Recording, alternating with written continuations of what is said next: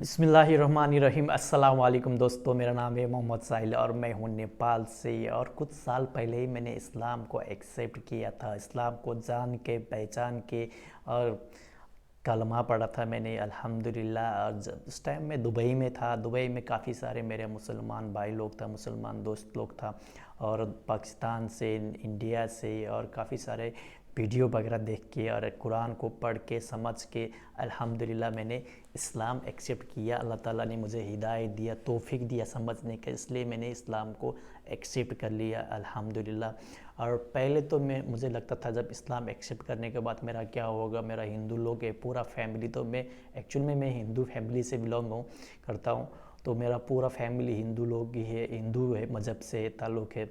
तो मेरा नेपाल में सारे लोग हिंदू ही, अभी भी हिंदू मज़हब से ही, हिंदू मज़हब को ही फॉलो कर रहा है। तो मैं एक टाइम ऐसा हुआ क्या होगा मुझे यार, अभी तो मैंने इस्लाम को एक्सेप्ट कर लिया, मतलब ऐसा हो गया वो गलत है मालूम पड़ गया और ये सही है बोल के मालूम पड़ गया। तो मैं उधर भी जा नहीं सकता हूँ और इधर भी रह नहीं सकता हूँ, और वो गलत है बोल के मालूम पड़ गया और उधर मैं कैसे जाऊँ, मतलब हिंदू मज़हब में कैसे जाऊँ।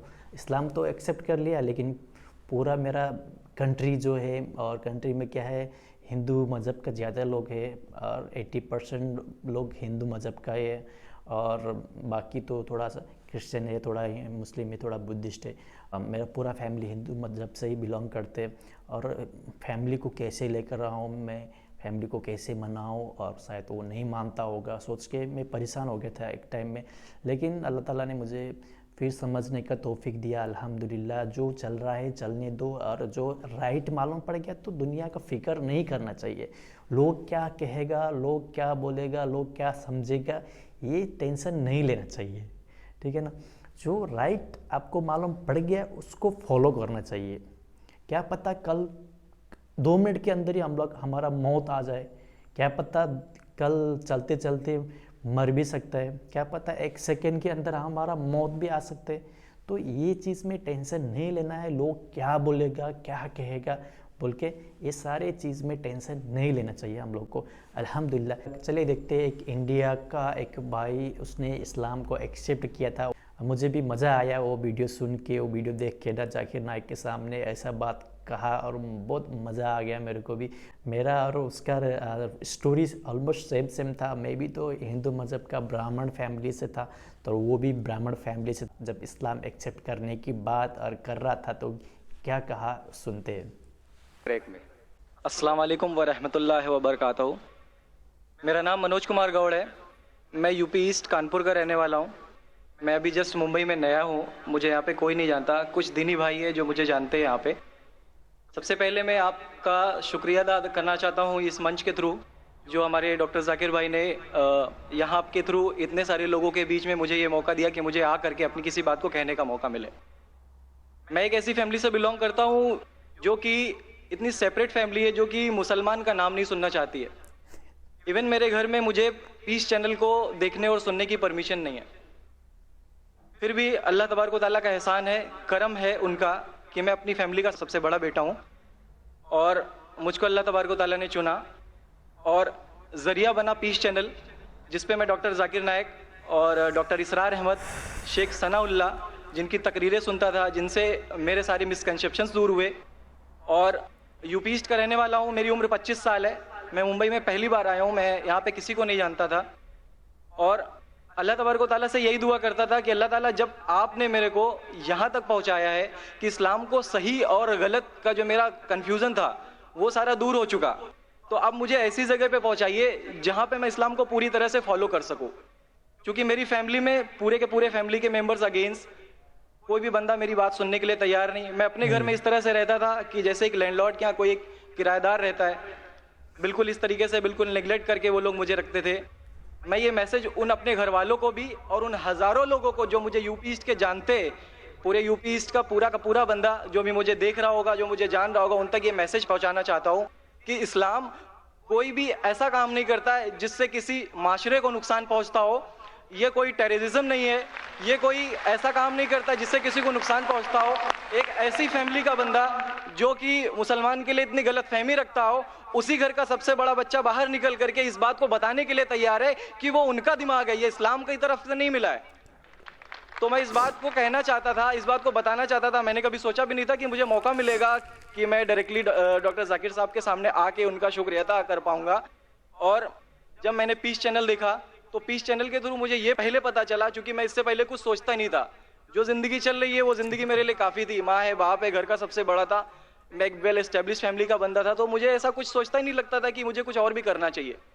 लेकिन जब इस चैनल को देखा तो वाकई में मुझे पता चला कि मैं जहाँ पे हूँ ना वो कुछ भी नहीं है। असल जिंदगी तो मौत के बाद है।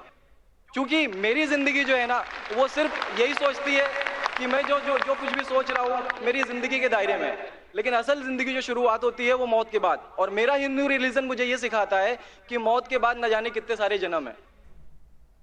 हमारे वेद हमें सिखाते हैं नातस्य प्रतिमा अस्ति, फिर भी हम प्रतिमा को मानते, मूर्ति को मानते, देवी देवताओं को मानते। हमारा वेद हमें बताता है एकम ब्रह्मम द्वितीयो नास्ति, यानी कि भगवान एक है, दूसरा नहीं है, नहीं है ही नहीं। उसके बाद भी हम 36 करोड़ देवताओं को मानते। तो हम अपने वेद को क्यों नहीं पढ़ते? हम अपने वेद को क्यों नहीं देखते कि हमारा वेद हमें क्या सिखाना चाहता है? हिंदुज्म हमें यह बताता है कि हमारे भगवान इस पूरी दुनिया को चलाने वाले इस जमीन पर आए, इस जमीन पर वो खुद आए। भगवान राम यहीं पैदा हुए, भगवान श्री कृष्ण यहीं पैदा हुए, और उनके पैदा होने के बाद भी उन्होंने हमारे लिए कोई भी चीज रिटर्न करके नहीं दिया। आप लोगों से गुजारिश करना चाहूंगा, एक छोटी सी बात जो मेरे दिल में है, सारे भाइयों से गुजारिश है कि उसको एक बार सुने जरूर। क्योंकि हमारे भगवान जब हमारी इस दुनिया में आए तो उन्होंने हमारे लिए कोई भी चीज रिटर्न में नहीं छोड़ी। उनके जाने के बाद तुलसीदास ने लिखी, उनके जाने के बाद गोस्वामी जी ने लिखी। तो भगवान बेहतर लिख सकते थे क्या ये उनके बाद वाले बेहतर लिख सकते थे? दूसरी बात, इस पूरे वर्ल्ड में ए से लेके जेड तक की कंट्री है। ए से अमेरिका भी होता है, ए से ऑस्ट्रेलिया भी होता है। हिंदुइज्म जो है सिर्फ और सिर्फ 3 कंट्री है, इंडिया, मॉरिशस और तीसरा नेपाल अभी घोषित हुआ है, ठीक है। और श्रीलंका, जहां पे भगवान श्री राम ने जा करके रावण का वध किया था, जिससे दशहरा मनाते हम, उनके क्रिएशन के बाद, जब उन्होंने बुराई पे अच्छाई की जीत पा ली थी, तो जीत पा ली थी उसके बाद, यानी कि भगवान जिन्होंने पूरी दुनिया को बनाया, हम ऐसा सोचते हैं, हिंदुइज्म ऐसा सोचता है, जब उन्होंने किसी स्पेसिफिक कंट्री पे जा करके वहां पे बुराई की हार करके अच्छाई की जीत कर ली, तो आज तक वो भगवान को पूजने वाले उस देश में हिंदुइज्म क्यों नहीं है? तो ये सारी चीजें, ये इस्लाम जो हमें सिखाता है, इस्लाम का जो मैसेज है, वो सारी चीजें हमें ये सिखाती है कि हम मिसकंसेप्शन पे ना जाए, हम देखा देखी पे ना जाए। अगर कोई मुसलमान गलत करता है तो हम ये नहीं सोचे कि वो इस्लाम है। वो मुसलमान गलत हो सकता है लेकिन इस्लाम गलत नहीं हो सकता। तो इसलिए मेरा पूरा का पूरा मैं मुकम्मल हूँ अल्हम्दुलिल्लाह, और अपनी ज़िंदगी में इस खुशी को महसूस करते हुए, ये खुशी आप सारे भाइयों से बांटते हुए, सारी बहनों से बांटते हुए, सारी माँओं से बांटते हुए, आप सभी के सामने ये इकरार करता हूँ कि अल्लाह के सिवा कोई माबूद नहीं है। ये मेरी फैमिली वाले या मेरे यूपी वाले या जितने भी लोग देख रहे हो, मैं इस बात को कबूल करता हूँ कि मैं इस्लाम में हूँ। माशाअल्लाह, मैं आपका शुक्रगुजार हूँ। आपने पीस टीवी का पैगाम जो नटशेल में दिया, लगता है कि माशाअल्लाह इतनी बार देखिए कि आपके जहन में उतर गया और आप उसको मेमोराइज कर चुके। मैं शुक्रगुजार हूँ आपका कि आपने पीस टीवी का मैसेज एक नटशेल में दिया। और तो जी वीडियो काफ़ी लंबी थी इसलिए थोड़ा सा कट कर दिया मैंने। तो सेम ऐसा ही मेरा भी सेम ऐसे ही था, मेरा फैमिली भी मैं भी और ब्राह्मण फैमिली से हूँ। ब्राह्मण बोलेगा तो हिंदू मज़हब में सबसे ऊंचा जात होता है, कास्ट होता है, तो उसको ब्राह्मण कहते हैं। मतलब हिंदू मज़हब में काफ़ी सारे होता है। हिंदू मज़हब में मतलब छोटा जात जो होता है वो कुछ भी खा सकता है, कुछ भी कर सकता है, इस तरह से बना दिया है। लोग ने बनाया, ऐसा मज़हब में ऐसा कहीं भी नहीं है कि तुम कुछ भी खा सकता है, कुछ भी कर सकता है, ऐसा नहीं होता है। और हिंदू मज़हब में ये भी होता है, जो छोटी जात जो होता है वो मंदिर के अंदर भी जा नहीं सकता था पहले, अभी तो खैर जा सकता है। तो मतलब कहने का मतलब ये कि भगवान तो एक ही हो सकता है ना, उसका कैसे मर सकता है, भगवान कैसे मर सकता है, भगवान कैसे पैदा हो सकता है, वो तो भगवान नहीं हो सकता। अल्लाह ताला ने बहुत सारे पैगंबर भेजा है लोगों को समझाने के लिए, लोगों को बताने के लिए, तुम्हारा गॉड, तुम्हारा अल्लाह रब एक ही है, दूसरा है ही नहीं। तुम दूसरा को इबादत मत करना, तुम्हारा अल्लाह एक ही है, तुम्हारा रब एक है, तुम उसी को इबादत करना। वो सबसे बड़ा है, वो सबसे मतलब सरदारों का भी सरदार है, किंग का भी किंग है, बादशाह का भी बादशाह है, वो सबसे पावरफुल है, तो उसी को इबादत करना चाहिए। तो इसलिए भाई साहब ने कहा राम जो तुम्हारा भगवान जो है, राम ने जाके श्रीलंका में जाके रावण को ख़त्म किया, लेकिन हिंदू जो है श्रीलंका में भी है, श्रीलंका का हिंदू लोग क्यों राम को नहीं मानते? तो पॉइंट का बात किया इसने, ये भी है ना। तो हिंदू लोग जो होता है पूरा दुनिया में एक ही होना चाहिए ना, एक ही कॉन्सेप्ट होना चाहिए, अलग अलग कॉन्सेप्ट क्यों है? इस्लाम का देखो जो करना है, वो जो कुरान में जो लिखा है वही मानना है, वही करना है। लोग मतलब इस कुरान को कभी छेड़छाड़ नहीं कर सकता कि अरे ऐसा नहीं हो सकता, इस तरह से करना चाहिए, उस तरह से करना चाहिए, ऐसा नहीं हो सकता।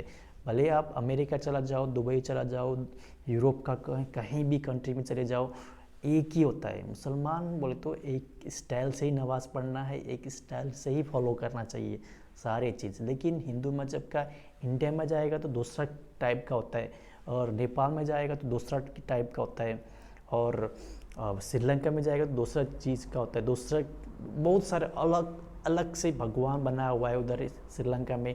इंडिया में जो भगवान है वो नेपाल में नहीं है, नेपाल में जो भगवान है वो इंडिया में नहीं होता है। इस तरह का लोगों ने अपने आप को क्रिएट कर लिया, अपने आप को भगवान को क्रिएट कर लिया, और वही भगवान है, और वही भगवान है, वही देने वाला है सब कुछ बोल के उसी को इबादत करने लगा, उसी को पूजा करने लगा।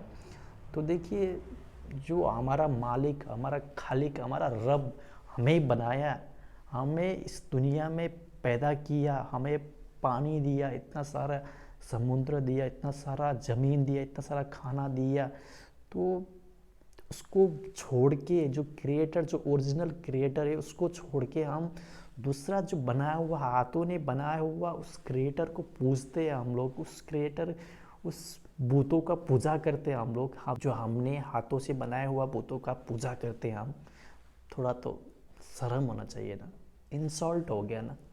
जो क्रिएटर ने हम लोग को बनाया गया है, जो इतना सारा खूबसूरत दुनिया बनाया है जो क्रिएटर ने, और हम लोग उस क्रिएटर को छोड़ के दूसरा जो हमने खुद बनाया हुआ भूतों का पूजा कर रहा है, उसको भूल गए हम लोग। ये तो नहीं हो सकता है ना।